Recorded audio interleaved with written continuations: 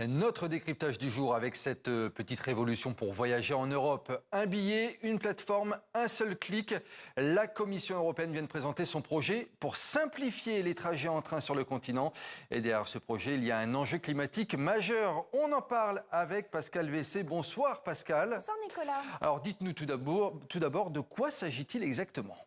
L'idée, c'est de mettre fin au casse-tête que représente aujourd'hui un voyage en train entre deux pays européens. En ce moment, si vous voulez aller de Berlin à Barcelone, vous devez jongler entre plusieurs réservations sur plusieurs sites avec le risque de tout perdre si vous ratez une correspondance. Eh bien, Bruxelles veut changer ça. Son objectif, aider les passagers à comparer les prix, acheter leurs billets en une seule fois. Le projet obligerait aussi, par exemple, la SNCF à afficher sur son site les billets Paris-Milan vendus par Trenitalia, un peu comme les plateformes de réservation en ligne pour les hôtels. Vous comparez tout au même endroit, vous achetez en un seul clic. Enfin, les droits des passagers seraient renforcés. Si vous ratez une correspondance, vous montez dans le train suivant. Alors justement, comment ce projet est accueilli, Pascal ? Quelles sont les réactions ?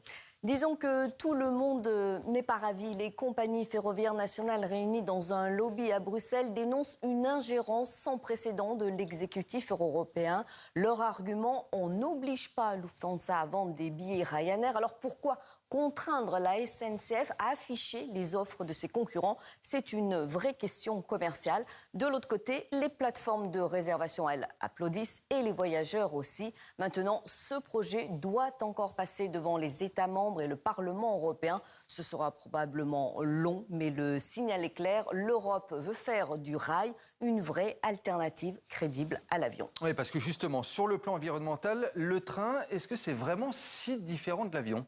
Alors les chiffres parlent d'eux-mêmes. Le train pollue infiniment moins que l'avion et ce n'est même pas comparable.